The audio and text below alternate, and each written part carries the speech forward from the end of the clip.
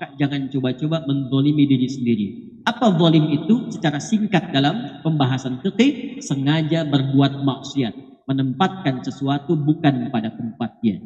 Orang yang sengaja berbuat maksiat di bulan haram ini, maka dosanya bisa 2 kali lipat dibandingkan dengan bulan-bulan lain.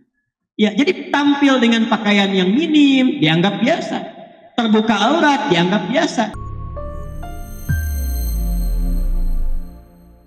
Hadirin sekalian yang saya cintai, kata Allah Subhanahu wa taala, alhamdulillah, bersyukur pada Allah Subhanahu wa taala, kita semua malam ini di hari yang mulia, di bulan yang mulia, dikumpulkan di tempat yang mulia bersama orang-orang yang mulia insyaallah. Semoga semua kemuliaan ini menghadirkan rahmat dan maghfirah Allah Subhanahu wa taala kepada siapapun yang berada, khususnya di lingkungan Masjid Miftahul Jannah ini. Menjadi mulia karena sudah masuk di malam Jumat, bulan yang mulia karena ini masih dalam rangkaian bulan Hurum, bulan Dzulqa'dah atau juga disebut dengan Dzulqa'dah, bulan ke-11 yang termasuk di antara 4 bulan yang dimuliakan langsung oleh Allah Subhanahu wa taala dengan diturunkannya Quran surah ke-9 At-Taubah di ayat yang ke-36. A'udzubillahi minasyaitonir rajim. Inna 'iddatasy syuhuri 'indallahi 12 syahran fi kitabillah yauma khalaqas samawati wal arda minha arba'atun hurum. Dzalika ad-dinul qayyim fala tadhlimu fihinna anfusakum. Sungguh aku pastikan, kata Allah, jumlah bilangan bulan dalam setahun itu sejak mulai dicipta langit dan bumi ditetapkan setahun ada 12 bulan. Dari 12 bulan itu maka ada 4 bulan yang dikenal dengan bulan Hurum. Bulan Hurum ini ditafsir nanti di hadis Nabi SAW disebutkan dengan thalatha mutawaliyat, urutannya 3 berurutan secara langsung. Dzulqa'dah atau juga disebut dengan Dzulqa'dah bulan ke-11, Dzulhijjah bulan ke-12, Al-Muharram bulan pertama, wa Rajabun Mudhar alladzi baina Jumada wa Sya'ban, dan bulan Rajab yang terletak di bulan antara yang ke-6 Jumada al-Akhirah dan Sya'ban yang ke-8. Jadi ada 4 bulan yang istimewa disebut bulan Hurum. Ada haram, ada muharram, ada al-muharram, ada muhrim, ada mahram, ada hurum. Apa bedanya itu? Muharram segala yang diharamkan. Zina muharram, mabuk muharram, korupsi muharram, menipu muharram. Segala yang diharamkan disebut apa? Muharram. Jamaknya muharramat. Hukumnya disebut dengan haram. Orang yang mengenakan satu pakaian, yang dengan pakaian itu dia berkomitmen pada dirinya untuk meninggalkan segala yang dilarang, itu disebut dengan muhrim. Pakaiannya disebut dengan ihram. Karena itu ketika seseorang mengenakan pakaian ihram, baik untuk umrah ataupun haji, kita bermohon pada Allah semoga yang berhaji tahun ini siapapun dimudahkan dan diterima ibadahnya oleh Allah Subhanahu wa taala. Dan yang belum berangkat disegerakan insyaallah, ya. Dan tidak cukup dengan amin, nabung, ya. Ketika dikenakan pakaian ihram itu, maka dia berkomitmen untuk melatih diri meninggalkan segala yang diharamkan oleh Allah Subhanahu wa taala. Karena itu kalau sudah berniat baik itu umrah ataupun kemudian haji dan dikenakan pakaian ihram di tempat miqat itu, maka pada saat itu dengan dikenakannya pakaian itu sudah kita dilarang, diharamkan mengerjakan hal-hal yang dibatasi oleh tuntunan syariat. Berlatih Nanti aura dari latihan itu dibawa ketika pulang ke tempat masing-masing. Seakan-akan setiap pakaian yang dikenakan itu ya pakaian ihram. Ya, karena itu di Al-Quran nanti pakaian ini disebut dengan libasut taqwa. Diserap ke dalam bahasa lokal dengan baju koko. Ya, dipakaikan di bawah dengan sarung. Sarung itu asalnya dari kata syara'an, sarungan. Jadi orang yang atasnya baju koko, maka diliput dia dengan pakaian syariat. Karena itu kalau sudah pakai baju koko, gak ada kan orang ke diskotik pakai baju koko. Gak ada kan? Koruptor gak mungkin mau korupsi pakai baju koko. Karena kenapa? Kadang-kadang simbol itu penting untuk menjaga karakter. Ada orang ke sawah pakai dasi, pakai jas. Kalau mau ngontrol mungkin, tapi kalau mau macul kan tidak mungkin. Ya kan? Nah, karena itu kadang-kadang apa yang kita kenakan dalam keseharian itu menjadi penting untuk menjaga karakter yang melekat pada kepribadian. Itu maksudnya. Walibasut taqwa dzalika khair.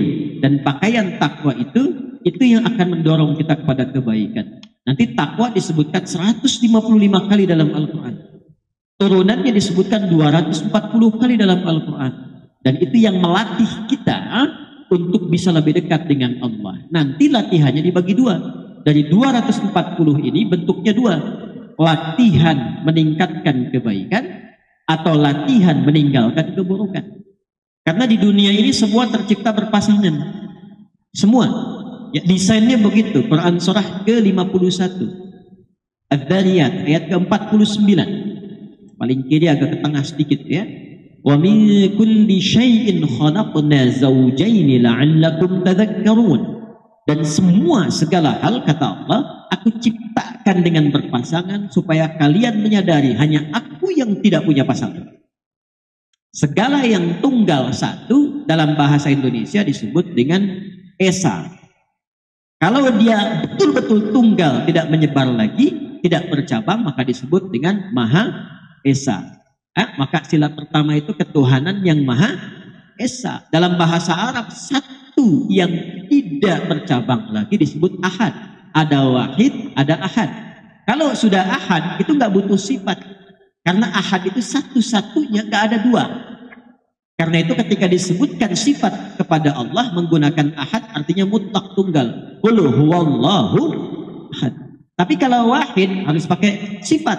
Karena itu kalau ditemukan kata wahid ada sifatnya menyifati sebelumnya yaitu ilah. Wa ilahukum ilahu wahid. La ilaha illa huwar rahmanur rahim. Al-Baqarah 163.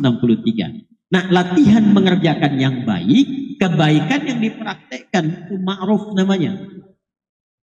Meninggalkan segala yang tidak disenangi oleh Allah, yang buruknya itu baik lawannya apa? Buruk, kan berpasangan. Malam lawannya apa? Siang. Laki-laki lawannya apa? Awas ya, laki-laki lawannya perempuan. Jantan lawannya betina.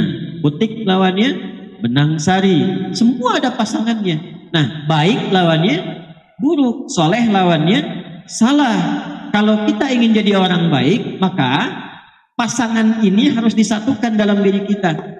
Imma mengerjakan yang baik dilatih atau meninggalkan yang buruk. Maka tingkatkan yang soleh, turunkan yang salah. Seketika seorang manusia akan berubah jadi pribadi yang terbaik. Meninggalkan yang dilarang itu, yang diingkari oleh hati kita. Di hati ini, hati itu bahasa Arabnya kolbun.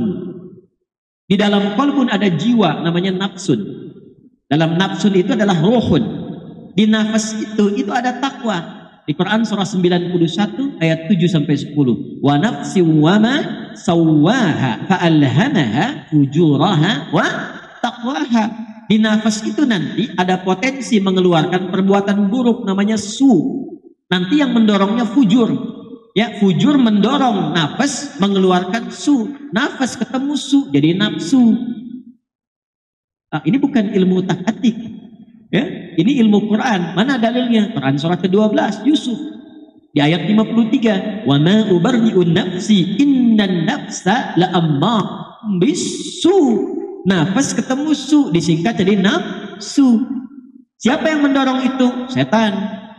Dari mana taunya? An-Nisa ayat 118.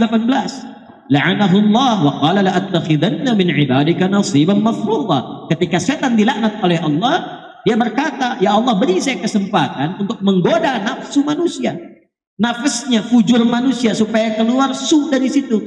Maka dia masuk lewat pintu besar, gate besar dari hati. Hati tadi bahasa Arabnya apa? Qalbun. Pintu besarnya disebut dengan sodrun. Karena itu dalam sholat tangan kita itu memegang di sodrun, ala sodrihi. Jadi bertakbir Allahu Akbar, ya. Nah ini contoh. Halo, kelihatan? Baik, kelihatan sini ya. Sini mas. Baik, coba lihat tangannya.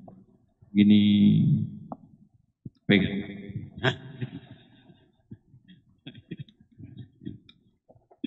Baik, ini diangkat ya, telapak tangan. Ini ada ilmunya, dan ilmunya bersanad ya, dari Quran, dari hadis, dari riwayat sampai ke kitab-kitab. Banyak ini kitabnya juga. Jadi ketika mengangkat begini, ya, ini telapak tangan ya, ini pelan-pelan saja. Ini tidak terlampau lebar begini, tidak terlampau rapat begini, terlepas begini saja terurai. Ini nanti ada maknanya pelan-pelan. Diangkatnya bisa sini sejajar dengan bahu, hadbaman kibaihi. Hadis Muslim nomor hadis 397 di sini. Ya, dari Khalad bin Rafi Az-Zurayqi, sanadnya bersambung ke sahabat Abu Hurairah dari Nabi sallallahu alaihi wasallam. Kemudian dari sini ada juga yang di sini riwayat An-Nasa'i. Naik sedikit mendekat ke daun telinga di sini. Ya, ada dua di sini dengan di sini. Pelan-pelan. Begitu bertakbir seperti ini, kemudian fawadha'a yadahul yumna 'alal yusra, kemudian meletakkan yang telapak kanan di punggung yang kiri begini. Satu, cara pertama. Yang kedua, ini pergelangan ketemu pergelangan di sini, ya. Jadi begitu bertakbir seperti ini langsung. Dan tidak usah diukur ya. Allah. Bisa geser sedikit ya. Di sini, Sa'id sedikit ke sini. Jadi di sini, di sini, di sini. Bisa digenggam seperti ini. Tapi setelah begini diletakkannya di mana? Di sodrun. Ada riwayat batun tapi dhaif sifatnya. Ya, dhaif, disandarkan pada sahabat Ali bin Abi Thalib tapi sangat lemah sekali riwayatnya. Letakkan di sodrun. Sodrun itu ini ruang yang agak kosong ini antara perut dengan dada. Kalau ini nahar, kalau ini batun. Antara batun dengan nahrun disebut dengan sodrun. Ini di sini sodrun ini. Kenapa kita pegang ini? Ini ada hikmahnya. Ya, hikmah besarnya adalah memberikan kesan kepada kita untuk menjaga satu bagian yang terletak di dalam sodrun. Dalam sodrun itu ada apa? Ada qalbun. Dalam qalbun ada nafsun. Tafsirnya apa? Hadis Nabi. Allah. Kalau ngaji Al-Arba'in nomor hadis yang ke-6 itu kan, innal halala bayyinun wa innal harama bayyinun wa bainahuma umurun mushtabihatun, sampai ke kalimat ala wa inna fil jasadi mudghatan idza salahat salahal jasadu kulluhu wa idza fasadat fasadal jasadu kulluhu ala wa hiyal qalbu. Dalam diri manusia ada generator kehidupan. Kalau dia baik maka baik semua bagian tubuhnya, kalau jelek maka jelek semua bagian tubuhnya. Apa itu? Itulah qalbu. Jadi kalau isi hatinya kotoran, keluar ke mulut, yang keluar dari mulut itu kotoran. Ya. Jadi keluarnya yang kotor-kotor saja. Tapi kalau isinya baik, yang keluar kosakata kebaikan. Kalau ini kotor di dalam, tembus ke mata, yang dilihat yang jelek-jelek. Jadi ketika isinya kotoran, mata pun terbiasa menatap yang kotor. Kalau sudah menatap yang kotor, yang baik itu jadi anti nantinya. Demikian sampai ke ujung kaki. Jadi yang menentukan qalbunya. Setan berusaha mengorganisir, memberikan dorongan supaya bagian hati ini selalu memerintahkan kepada yang buruk lewat sifat fujur. Maka masuklah lewat gerbang besar yang disebut dengan sodrun. Jamak dari sodrun disebut dengan sudurun. Masuknya halus sekali. Kayak air kalau kena karpet kadang nggak sadar langsung basah kan? Ya? Nah itu dalam bahasa Arab disebut dengan waswas namanya. Waswas. Karena itu di surah paling favorit bagi umat Islam sekarang di muka bumi. Surah ke-114, surah An-Nas kan? Ya, termasuk surah juga favorit bagi yang pegang mic ini. Ini An-Nas, ini Al-Baqarah. Alladzi yuwaswisu fi sudur. Makanya kita pegang begini. Ini hikmahnya supaya dijaga ini. Sholat itu penuh dengan makna, dari mulai berdiri sudah ada artinya. Dan Nabi itu diutus juga untuk mengajarkan hikmah. Al-Baqarah ayat 151. Kama arsalna fikum rasulan minkum yatlu alaikum ayatina wa yuzakkikum wa yu'allimukumul kitaba wal hikmah. Jadi cara kita belajar fikih itu bukan hanya caranya, maknanya, tapi juga hikmahnya. Jadi kita kalau diminta sholat itu, perhatikan caranya bagaimana takbir yang benar, ikuti. Gak bisa sembarangan. Gak bisa. Ya, takbir ya takbir yang betul. Apa yang dibaca? Bacaannya. Apa maknanya itu semua? Apa hikmahnya? Itu ada maknanya. Kalau bisa dikerjakan itu, maka nanti dampaknya mendorong pada kebaikan, mencegah pada kemungkaran. Yang mungkar itu cuma dua sumbernya. Kalau bukan nafsunya terkait yang di bawah perut, faraj, atau perut dan akal. Perut dan akal, ya, itu disebut dengan mungkar. Yang di bawah perut disebut dengan fahsya. Maka kalau sholatnya benar, turun Quran surah ke-29 ayat ke-45. Utlu ma uhya ilaika minal kitab wa aqimis shalah innas salata tanha 'anil fahsya'i wal munkar. Itu banyak sekali hikmahnya. Masalah begini aja, kalau benar begini, itu diampuni dosa-dosa kita baru mulai sholat. Itu nanti rahasianya ada di surah Hud, surah ke-11 ayat 114. Surah ini turun, asalnya sholat itu belum bersedekat begini. Asalnya begini. Tidak. Alhamdulillah. Sudah turun tuh ke An-Nas lagi. Ya, asalnya begini. Jadi riwayat-riwayat asal yang pertama takbirnya Allahu Akbar begini. Tapi jangan diduga semua yang begini Syiah, tidak. Ini riwayat asalnya. Nanti bisa dilihat apakah Syiah atau bukan saat sujud atau bangkit dari sujud saat duduk di antara dua sujud. Itu kelihatan, ya. Nah, yang begini itu riwayat asal. Biasanya di Maliki itu diterangkan. Kapan terjadinya kemudian, ya, dibimbing oleh Nabi, boleh begini, boleh bersedekah. Saat ada seorang sahabat jujur telah berbuat salah, minta pencerahan kepada Nabi, minta dihukum. Jadi sahabat itu begini cara berpikirnya, daripada saya dibuka kesalahan dan diviralkan pada seluruh penduduk langit dan bumi saat dihisap. Sekarang kan lagi muncul viral, komen, like, and share. Nanti kalau sudah ke akhirat itu cuman viral saja, udah nggak bisa komen lagi tuh. Karena al-yauma nakhtimu ala afwahihim, mulutnya dikunci, mau komen juga ya, diviralkan. Dan kalau sudah dibuka, sekecil apapun ditampakkan, yang tahu semua penduduk langit dan bumi. Wa may ya'mal mithqala dzarratin khairan yarah wa may ya'mal mithqala dzarratin syarran yarah. Jadi sekecil apapun keburukan dibuka. Ketika dibuka itu sahabat berpikir, saya nggak mau terbuka nanti. Lebih baik diselesaikan di dunia dibandingkan di akhirat dibuka.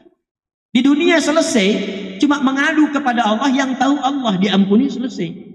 Tapi di akhirat dibuka, orang dekat yang tidak tahu, jangankan yang dekat, yang jauh pun akan ditunjukkan. Jadi semua akan tahu. Karena itu sahabat berpikir, daripada dibuka nanti lebih baik diakui sekarang. Datanglah pada Rasulullah konsultasi. Ya Rasulullah, saya berbuat salah, hukum saya. Hukum saya. Tiba iqamah, sholat akan ditunaikan. Maka kemudian sholat ditunaikan, dalam sholat itulah turunlah Quran surah Hud, surah 11 ayat 114. Aqimis salata tarafain nahar wa zulafan minal laili innal hasanati yudhibnas sayyi'at. Jadi ketika Anda sholat, itu disebut hasanat. Ketika sholatnya selesai ditunaikan, benar sholatnya, maka seketika menggugurkan dosa-dosa kecil yang telah dikerjakan, sepanjang bukan dosa besar yang harus ditaubati khusus.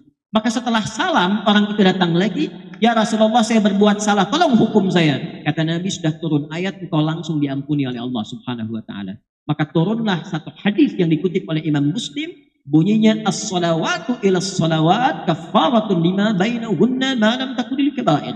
Salat satu ke salat yang lainnya bisa menggugurkan dosa-dosa kecil secara otomatis sepanjang bukan dosa besar yang ditobati secara khusus.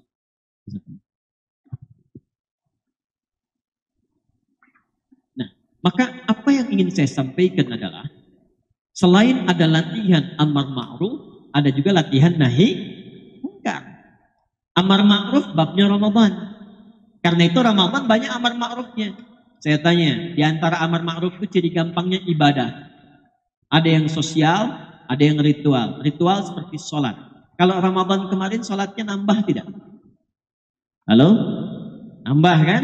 Nambah sholat tuh begini, dari fardu tambah sunnah. Bukan subuh 2 tambah jadi 3. Ramadan kemarin tarawih, sholat sunnah dikerjakan. Jangankan fardu, ketinggalan sunnah bisa gelisah. Itu lihat tuh emak-emak milenial di luar. Ya. Jadi kalau beliau sudah tiba Ramadan, itu dari mulai maghrib nyimpen sajadah di depan. Ya. Tujuannya bukan untuk isya, tarawih. Ya. Sedangkan tarawih hukumnya apa? Sunnah. Jadi ketinggalan sunnah aja bisa gelisah, itu Ramadan. Infak nambah gak? Nambah. Baca Quran nambah gak? Nah itu latihan takwa sayap kanan. Ya, untuk peningkatan ibadah, namanya amar ma'ruf. Ada latihan spesifik untuk nahi mungkar, berusaha meninggalkan yang dilarang. Itu babnya, bulannya disebut bulan hurum. Ada 4 bulan. Jadi sekarang ini kita sedang masuk di bulan latihan untuk menata diri kita supaya meninggalkan maksiat dari ujung kepala sampai ujung kaki. Karena itu ayatnya berbunyi, "Fala tadhlimu fihinna anfusakum." Kalau sudah masuk di bulan-bulan hurum ini, maka jangan coba-coba menzalimi diri sendiri. Apa zalim itu? Secara singkat dalam pembahasan fikih, sengaja berbuat maksiat, menempatkan sesuatu bukan pada tempatnya. Karena itu Ibnu Abbas radhiyallahu ta'ala anhuma langsung komen. Ya, dikutip nanti komentar ini oleh Al-Imam Ibnu Jarir At-Tabari dalam kitabnya Jami'ul Bayan fi Ta'wili Ayatil Qur'anil Karim jilid yang ke-6 halaman 157. Apa kutipannya? Kata Ibnu Abbas radhiyallahu ta'ala anhuma, hati-hati orang yang sengaja berbuat maksiat di bulan haram ini, maka dosanya bisa 2 kali lipat dibandingkan dengan bulan-bulan lain. Dan meninggalkan dosa itu ada pahala, seperti kita mengerjakan yang baik. Jangan salah itu. Anda sholat, ada pahalanya. Awas, hati-hati. Lalu Anda meninggalkan maksiat pun ada pahalanya. Jangan dikira akan datang berjamaah itu mudah, belum tentu. Begitu Anda akan berangkat ke sini, mungkin ada banyak godaan-godaan dalam hati. Ya, bahkan tidak sedikit mungkin untuk mengerjakan perbuatan maksiat. Ketika Anda hindari itu pahala dituliskan. Ya, nah sekarang itu bulan latihannya. Cara simpelnya, saya pernah sampaikan beberapa kesempatan lalu, yang paling gampangnya begini, dari ujung kepala sampai ujung kaki mulai dilatih untuk meninggalkan maksiat. Contoh, sekarang tanggal berapa? Halo? 23. Baik, masih ada waktu sekitar 6 hari sepekan ke depan. Kan masih ada waktu lagi, bulan depannya lagi, 2 bulan lagi. Sepekan ini sampai terakhir Dzulqa'dah, coba latihan meninggalkan maksiat untuk mata. Prakteknya gitu, sederhana aja, simple. Selama sepekan latih mata hanya boleh melihat yang baik saja. Menurut Allah ya, bukan menurut nafsu. Kalau nafsu nanti kan suka begitu tuh, ambil baiknya, tinggalkan jeleknya. Pulang dari sini ngelihat sendal, mana yang baik ya? Jadi menurut Allah, apa yang menurut Allah baik, lihat. Yang tak baik, tinggalkan. Dari mana taunya Ustadz? Nanti iman kita membimbing. Kalau masih ada iman, nanti iman itu akan memberikan sinyal ke mata. Otomatis itu.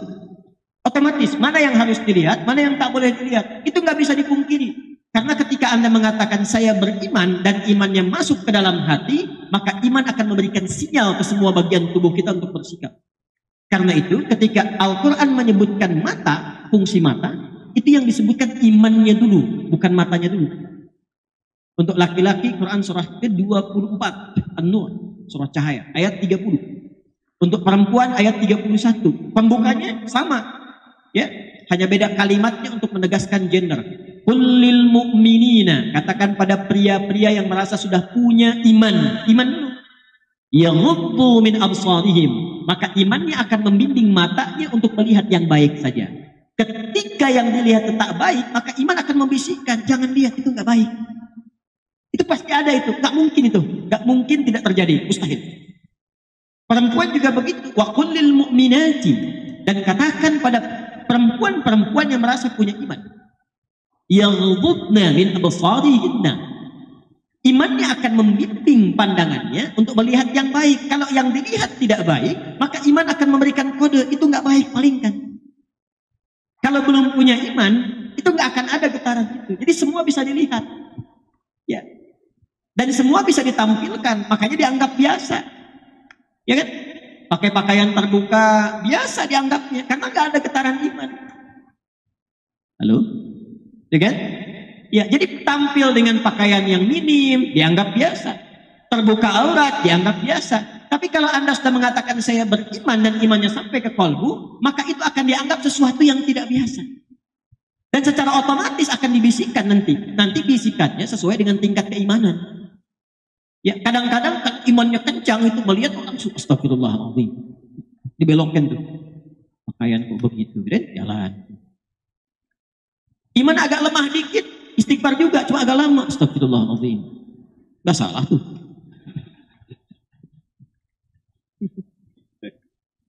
Habis itu dibelokin ya. Nah, tapi nanti nyangkut-nyangkutin di dalil sekali pandang gak berkedip katanya. Itu adalah anugerah. Itu hadisnya ada benarnya, tapi pahamnya salah. Dan, ya, jadi tetap hadis itu pun jangan dimodifikasi lagi. Sekali lihat tuh maksudnya penglihatan yang tidak disengaja, yang langsung dipalingkan. Bukan tafsiran tidak berkedip, sepanjang nggak berkedip masih nggak apa-apa. Tidak begitu pemahamannya. Ya, tapi sepanjang masih ada iman, nanti ada namanya karakter moral. Itu yang menjaga kita. Dipalingkan itu. Maka demikianlah sikap insan yang beriman. Kalau latihan kita sudah benar, nanti makin sensitif. Dan kalimat yang komen di lisan juga akan menyandingi, akan serupa, sama. Jadi nggak akan beda antara mata dengan lisan, nggak akan beda. Ya, akan serupa, nggak mungkin begini. Saya juga beriman, biasa saja. Yang penting pakaiannya ada standar terhormat di kalangan masyarakat misalnya. Tapi kan masyarakat itu beda-beda standar terhormatnya. Di Indonesia saja, di antara sekian suku, di Papua standarnya beda dengan Sumatera. Sumatera beda dengan Kalimantan. Kalimantan beda dengan di Jawa. Ya, Jawa juga kan ada yang barat, ada yang tengah, ada yang timur. Ya, kita itu luar biasa, 13.677 pulau. Itu tuh belum termasuk Pulau Gadung, Pulau Gebang, Pulau Mas tuh. Dan setiap itu tuh ada yang ada penghuni, ada sukunya. Bisa beda karakter. Maka yang paling gampang gunakan aja deh standar Allah supaya nggak ada perbedaan. Gitu ya. Jadi kalau kita manusia punya standar, Allah punya standar, ikutkan standar kita pada standarnya Allah. Maka ketika diikutkan, rahmat diturunkan. Kalau rahmat sudah turun, berkah turun. Kapan berkah turun pada satu komunitas? Ketika ada iman, ada takwa. Itu sudah rumus. Di mana? Quran surah 7. Ayat berapa? 96. Walau anna ahlal qura amanu wattaqau lafatahna alaihim barakatim minas samai wal. Jadi sekarang ini bulan latihan kita meninggalkan maksiat. Sepekan ini mata aja dulu. Ya, atau pikiran dulu tuh supaya terbiasa berpikir yang baik. Jangan pulang dari sini ustadznya pun dibicarakan pula gitu ya. Jadi pikiran turun ke mata, turun ke telinga, turun ke lisan sampai ke ujung kaki. Selesai sepekan ini masih ada 2 bulan. Ya, kalau kita sudah bisa menekan yang salah, otomatis yang soleh muncul. Karena kalau yang satu tenggelam, yang lawannya mesti naik. Nih kalau malam sudah nggak ada, yang naik apa? Siang tuh bisa naik kalau malamnya turun. Kalau dua-duanya pengen ketemu, gak ada siang, gak ada malam. Ya, baik. Jadi kalau sesuatu itu turun, lawannya pasti naik. Baik itu bisa muncul kalau buruknya turun. Kapan jujur bisa muncul? Kalau dustanya ditekan. Kapan rendah hati muncul? Kalau sombongnya ditekan. Jadi latihanlah selama 2 bulan 7 hari ke depan untuk bisa mengeluarkan. Kita sama-sama tahu. Tatap cermin. Katakan, hei Adi Hidayat, ini mata kamu terbiasa yang gak bagus. Tuliskan. Berlatih selama sepekan. Nanti kalau sudah terbiasa, nikmatnya mata itu. Kalau sudah nikmat diberikan oleh Allah di mata, itu yang dilihat tuh Masya Allah. Selalu menenangkan. Nanti yang terlihat tuh orang yang ke masjid, yang baca Quran, kata-kata yang baik, video-video yang baik. Dari penglihatan ini akan turun ke semua bagian tubuh kita. Maka terbawalah menjadi kebiasaan. Dan jadi lebih mudah. Jelas ya? Like and subscribe.